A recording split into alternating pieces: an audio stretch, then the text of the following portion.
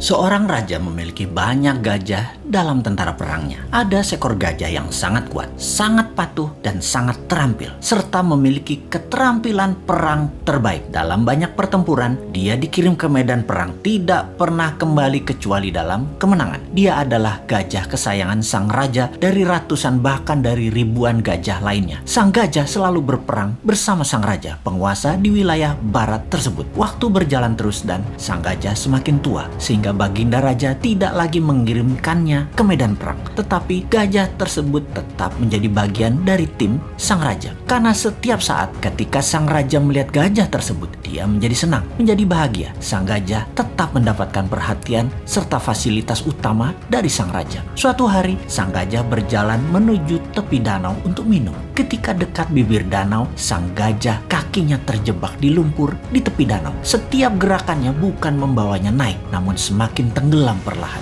Dia terus berusaha, namun dia tetap tidak bisa mengangkat kakinya dari lumpur. Beberapa orang melihat usaha sang gajah dan tahu bahwa gajah tersebut dalam masalah besar dari nada suara teriakan belalainya. Dan berita ini pun tersebar cepat sampai akhirnya ke telinga sang raja. Semua orang panik karena tahu gajah ini kesayangan raja. Raja pun bergegas ke lokasi. Melihat gajah tadi terus tenggelam perlahan tanpa daya, sang raja memerintahkan semua orang di sekitar membantu mengangkat gajah tersebut. Mereka menggunakan berbagai cara untuk mengangkat gajah tersebut, namun tetap tidak bisa terangkat.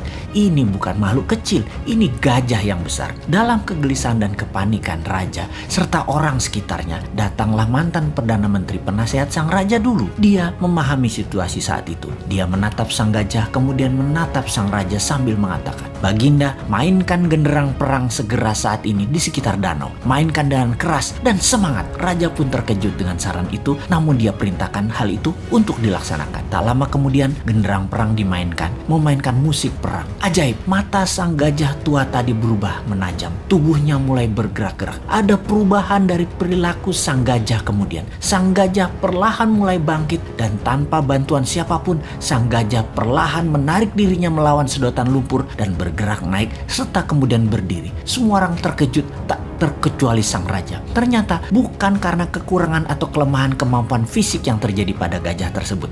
Yang dibutuhkan hanya suntikan semangat dari dalam. Dan ketika hal itu didapati, semuanya terselesaikan masalah apapun yang dihadapi. Untuk mempertahankan semangat dalam diri, sangatlah perlu sahabat semua mempertahankan tujuan hidup ke depannya di dalam pikiran bawah sadar kita. Dan jangan pernah ada rasa kalah atau menyerah dalam diri kita. Sahabat, mengapa saya menceritakan hal ini? Di saat pandemi saat ini, di waktu yang berat seperti saat ini, di saat ketidakpastian menghadang di depan, kita semua harus terus menyuntikkan semangat di dalam diri serta orang-orang di sekeliling kita. Pastikan kita semua punya visi dan misi yang jelas, purpose of life, dan semangat yang besar tadi. Pastikan ada genderang perang selalu menyala dalam diri Anda. Kita harus terus bersemangat untuk selalu sehat, makan makanan yang bergizi, selalu bersama orang yang membawa diri kita ke atas, penuh cinta dan penuh tawa. Pastikan kita berhenti menyalahkan keadaan seperti ini. Juga pastikan masalah yang terjadi saat ini yang memperlakukan kita negatif seperti saat ini tidak perlu ditakuti. Banyak hal indah dan besar terjadi di sekeliling kita. Ada solusi atas apapun masalah yang terjadi saat ini. New Mind salah satu solusinya. Dan